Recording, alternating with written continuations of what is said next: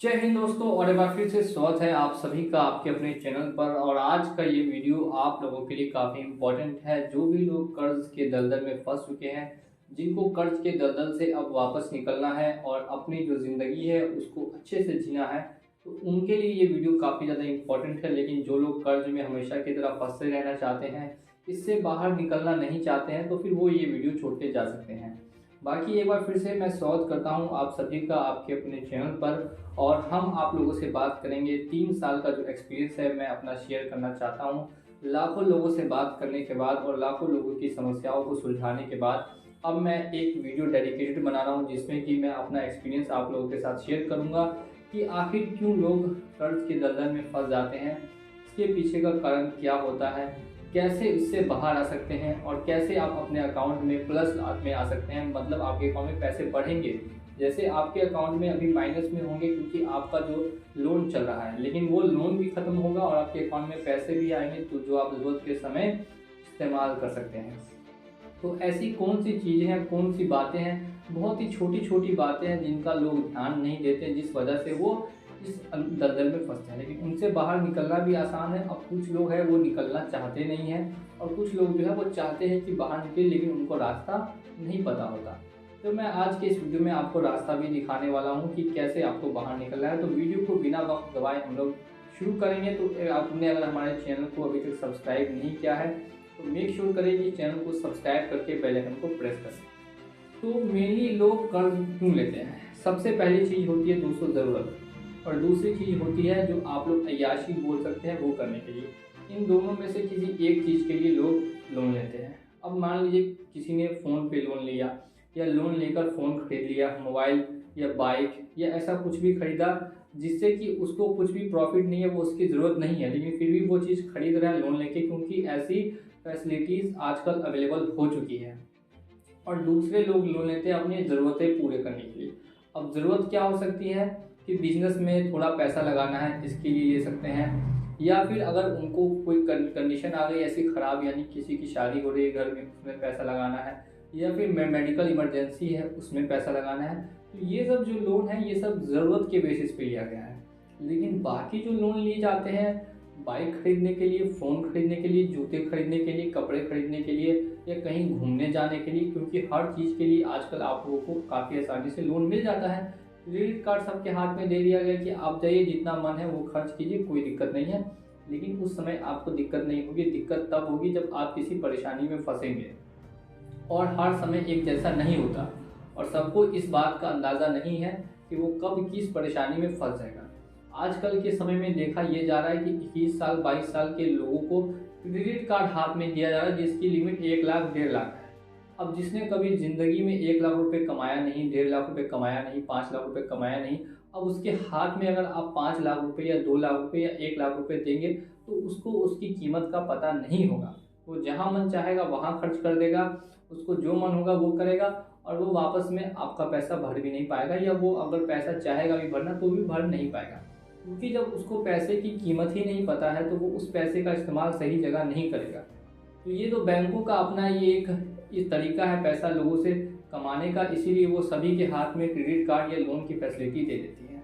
लेकिन आपको हमेशा ध्यान रखना है कि लोन आपको ज़रूरतों को पूरा करने के लिए लेना है, कभी भी अय्याशी करने के लिए या फिर कुछ ही ऐसी चीज़ में पैसा लगाने के लिए जिससे में आपको लॉस हो सकता है, जैसे कि बेटिंग हो गई, और उसके साथ साथ आपको जो ड्रीम 11 वगैरह फैंटेसी ऐप्स होती है वो सब, या स्टॉक मार्केट। इन तीनों में से किसी भी चीज़ के लिए पैसा लगाने के लिए आपको पैसा बिल्कुल भी लोन पे नहीं लेना है, नहीं तो आप बहुत ज़्यादा ही माइनस में चले गए होंगे, और हो सकता है कि माइनस में जाने वाले भी हों। तो मैं आपको एक चीज़ और बताता हूँ कि और लोग कर्ज के दलदल में जब फंसते हैं तो उसके अंदर कैसे जाते हैं। देखिए होता क्या है जनरली, जो कि सभी लोगों की साथ सेम समस्या है। अगर आप भी ने भी लोन लिया है, लोन में फंसे हैं, तो आप इसको काफ़ी अच्छे से रिलेट कर पाएंगे। जैसे 1 लाख रुपए का लोन मैंने लिया, एग्जाम्पल से मैं आपको समझाता हूँ। 1 लाख रुपए का लोन लिया, अब उस 1 लाख रुपए के लोन को जमा करने के लिए मैंने किसी और जगह से 1.5 लाख का लोन लिया, क्योंकि इंटरेस्ट पेनल्टी सब कुछ मुझे लगा के भरना होगा।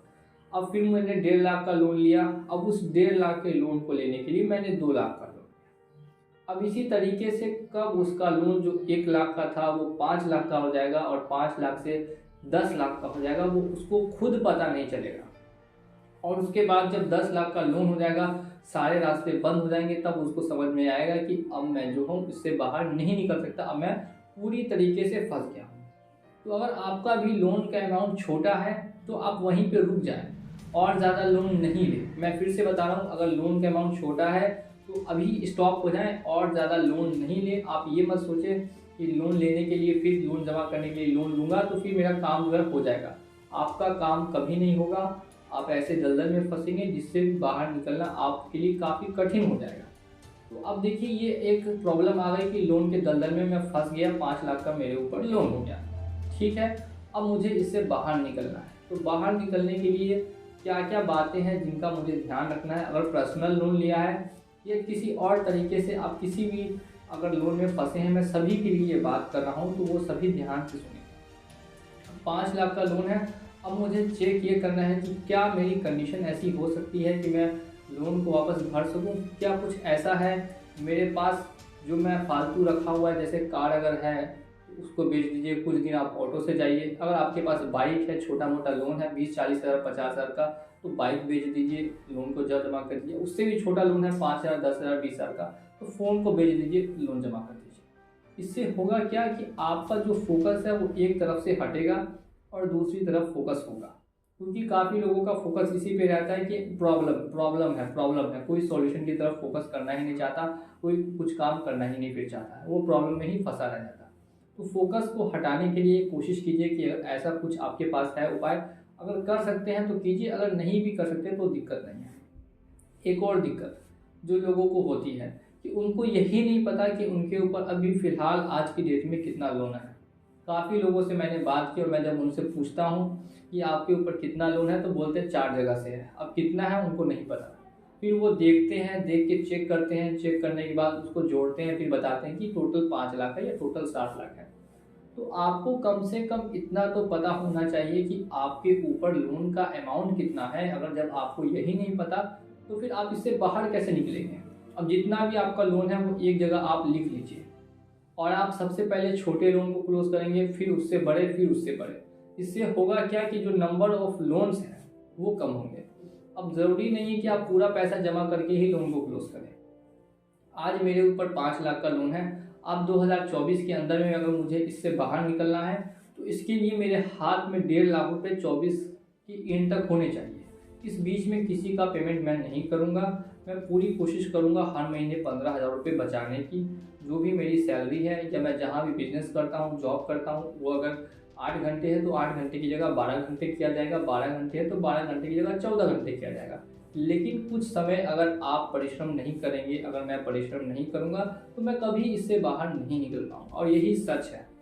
सभी लोग चाहते हैं कि वो अच्छी लाइफ जिए, और लेकिन कोई भी जो है वो परिश्रम करके इस चीज़ से बाहर निकलना नहीं चाहता। तो मैं अगर 8 घंटे काम करता हूँ तो मैं 12 घंटे करने लगूंगा, अगर 12 घंटे करता हूँ तो 14 घंटे करूँगा, ताकि कम से कम हर महीने 15-15 हज़ार रुपये बचाए जा सकें। और बाकी जो फालतू के खर्च है उसको कम से कम करने की कोशिश। और कहीं पास में जाना है तो उसके लिए बाइक या स्कूटी का कोई यूज़ नहीं किया जाएगा, उसके लिए साइकिल या पैदल चला जाएगा। कुछ समय अगर 1 साल कर लेते हैं तो इससे आपकी हेल्थ भी अच्छी रहेगी और पैसा जो है वो बचेगा, तो बचेगा वो अलग। तो इन दोनों का ख्याल आपको रखना है कि फालतू के खर्च को कम से कम करना है, हर महीने पैसे बचाने हैं, और साल के आखिरी तक जब 15-15 हज़ार करके 1.5 लाख रुपये से ज़्यादा मेरे पास अब हो गए। अब मुझे क्या करना है कि उस 1.5 लाख में से जो छोटे छोटे पहले लोन है उन सबको मैं क्लोज कर दूंगा, बंद कर दूंगा, सेटलमेंट कर दूंगा। या जो पेनल्टी हटाएंगे, अगर 10,000 है तो उसको 3,000 में, 4,000 में, अगर 50,000 है तो उसको 10,000 15,000 करके क्लोज कर दूंगा। अब क्या हुआ कि जो भी लोन था मेरा 5 लाख का वो सब ही क्लोज हो गया।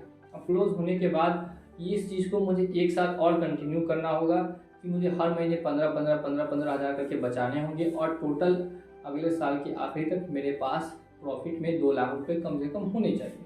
अब ये मैं आपको बता रहा हूँ कि टारगेट जब तक आप सेट नहीं करेंगे, अगर आप 25 साल का करते हैं, अगर आप 30 साल का करते हैं, तो एक दिन में नहीं पहुँचेंगे, 2 महीने में नहीं पहुँचेंगे, 3 महीने में नहीं पहुँचेंगे, लेकिन 6 महीने में आप उस टारगेट को कंप्लीट कर लेंगे। लेकिन पहले आपको टारगेट कंप्लीट करना होगा, गोल सेट करना होगा, जो कि 99.99% लोग नहीं करते। लोन लेते हैं लेकिन फाइनेंस की कोई भी उनको नॉलेज नहीं है, कोई गोल सेट नहीं है कि आगे क्या करना है, नहीं करना है, कोई फ्यूचर प्लानिंग है ही नहीं।